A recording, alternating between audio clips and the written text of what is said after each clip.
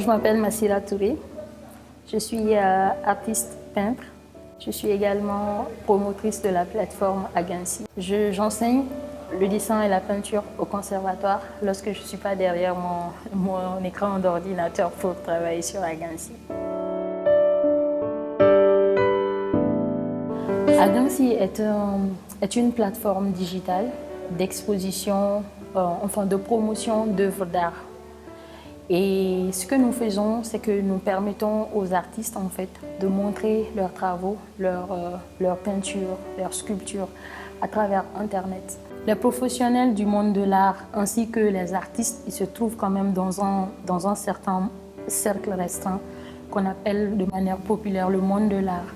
Et le reste du monde se trouve sur Internet. Et on s'est dit, pourquoi ne pas créer un espace sur Internet qui va faciliter en fait, l'accès à ces personnes qui sont intéressées par les œuvres d'art mais qui ne savent pas vers où se diriger forcément.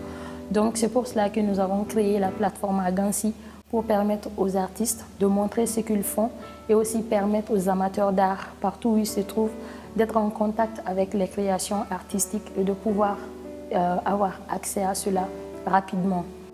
Donc que tu sois derrière ton téléphone ou derrière ton écran d'ordinateur, tu as la possibilité de visiter des œuvres d'art, de les commander, les acheter quand tu veux, où tu veux et de te faire livrer. Donc c'est en quelque sorte l'idée de base de Agansi. Et en 2016, j'ai eu la chance de participer à une formation qui avait été montée par Impact Hub et ONU Femmes. J'ai eu quelqu'un qui était intéressé par mon projet, Gabriel Alassane Traoré, qui est le DG de Voulings, et qui m'a dit ce projet est porteur, il faudra qu'on le réalise coûte que coûte. Et durant un an, on a eu à travailler sur Agansi, on a essayé des choses qui n'ont pas marché et après on a changé. Il était aussi motivé que moi pour que le projet puisse se faire. Et un an après, on avait fini de réaliser le projet, on était prêt à lancer. Et le jour du lancement, je me rappelle que nous étions fixés comme objectif d'avoir 100 invités dans la salle. Nous avions environ 200 personnes. Il avait plu ce jour et la salle a refusé du monde. Donc je peux dire que dans la réalisation de ce projet, c'est vraiment quelque chose qui m'a beaucoup marqué. Je suis dans un domaine très particulier, la peinture, qui est beaucoup embrassée par les hommes que les femmes. Donc moi, je me suis toujours retrouvée dans un contexte où je suis la seule femme. Dans la plupart du temps, je suis la seule femme. Et les gens, ils te disent tout de suite, « Ah, c'est une femme ». Lorsqu'on te dit cela, tu as le défi en fait de leur prouver que ce n'est pas parce que je suis une femme que je suis là. Donc je suis là parce que je sais le faire et je vais te montrer que en fait je sais le faire. Donc j'ai fait 5 ans pour avoir mon master, j'étais la seule femme dans ma classe. À chaque fois qu'on va dans un atelier ou qu'on fait un truc, je suis généralement la seule femme. Donc le simple fait que les gens ne s'attendent pas à ce que tu sois une femme te met la pression pour leur montrer que il faut leur montrer que tu peux le faire. Ce n'est pas parce que tu es femme que tu es ici. Je ne me vois pas comme une femme lorsqu'il s'agit de travail. Parce que je pense que qu'on soit homme ou femme, c'est plutôt le travail qui est d'abord important.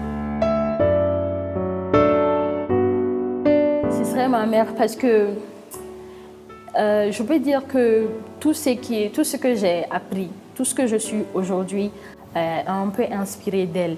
Elle s'appelle Fatoumata Fomba, c'est ma mère avec qui j'ai grandi en fait. Donc, je l'ai vue en fait être une personne inspirante qui a le don de faire des sacrifices pour les autres. Elle est à la maison, mais elle entreprend tellement de choses, elle fait du commerce et je la vois en fait comment elle se bat pour pouvoir bien faire tout ce qu'elle fait, pour pouvoir aider les gens qui sont autour d'elle, pour donner des bons conseils, pour vraiment inspirer les filles, les jeunes. Je vais répéter quelque chose que ma mère a justement l'habitude de me dire. Elle dit que Moussoya te retient. Ça veut dire que ce n'est pas un handicap d'être une femme. Je pense que qu'on soit jeune femme ou grande femme, il faut rêver en fait.